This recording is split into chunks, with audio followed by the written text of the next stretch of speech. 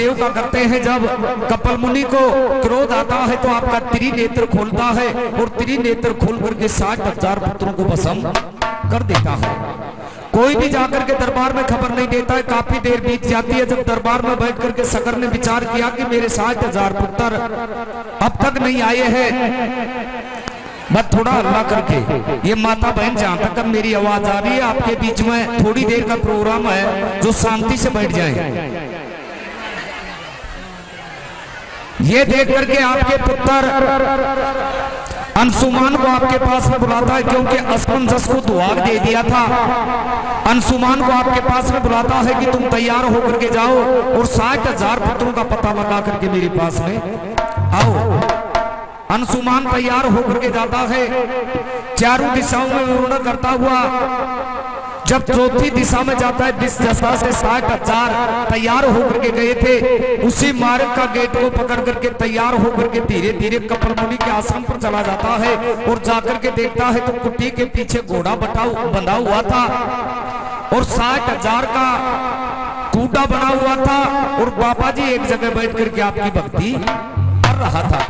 प्यार से तैयार होकर के ऋषिदेव बाबा जी के पास में जाता है कि महाराज जी, अगर आप समाधि लगा करके भी बैठे हुए हैं तो मैं अंशुमान नाम का पुत्र तैयार होकर के तुम्हारे पास में आया हूं। मेरे 60,000 बटका बूटा तैयार होकर के घोड़ा ले जाने के लिए तुम्हारे पास में आए थे, इस बात का तुम मुझे पता बताओ। ये देख करके कपिल मुनि आपकी पलक खोलते हैं, पलक खोल करके ये कहते हैं कि भाव से बात करने वाले को मैं मेरा चेला समझता हूँ, शिष्य समझता हूँ। तेरे 60,000 बटका बूटा तैयार होकर के मेरे पास में आए थे, निर्दोषी के दोष लगाया था, ढोंगी और पाखंडी बताया था, इसी कारण से मैं तीसरा नेत्र खोल करके तुम्हारे बटका बूटाओं को भस्म कर दिया है। ये 60,000 तुम्हारे बटका बूटाओं की कूटी बन चुकी है और ये कूटी इस स्थान पर रहेगी जब अंशुमान रोना शुरू करता है कि महाराज जी, मेरे बटका बूटाओं का संसार के अंदर उद्धार कैसे होगा? अगर ऋषियों को गाली देने वाले को तुमने पसंद कर दिया तो कोई बात नहीं, लेकिन इनका उद्धार होने का रास्ता भी मुझे बताओगे?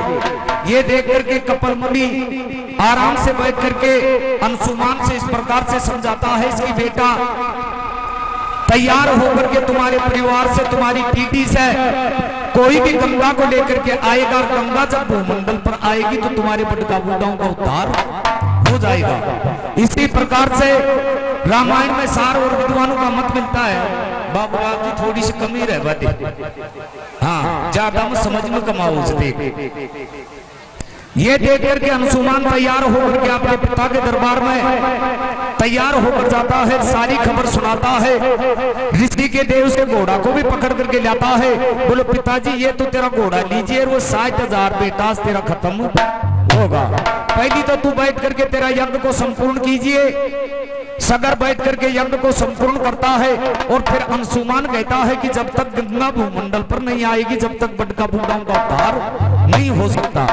जब तैयार होकर के सागर भक्ति करने के लिए भयानक वन में जाता है, अंशुमान को भी बुलाया जी। भागीरथ तैयार होकर के और भयानक वन में जाता है और वन में जाकर के बार बार गंगा को याद करता हुआ भगवान ब्रह्मा और गंगा की भक्ति करता है। भगवान ब्रह्मा को प्रसन्न सबसे पहले करता है, तो किस प्रकार से कर रहा था और कैसे ब्रह्मा जी प्रसन्न होकर के और जो कि भागीरथ के पास में आ रहे थे। बहुत बढ़िया जो प्रोग्राम। Subscribe, share, comment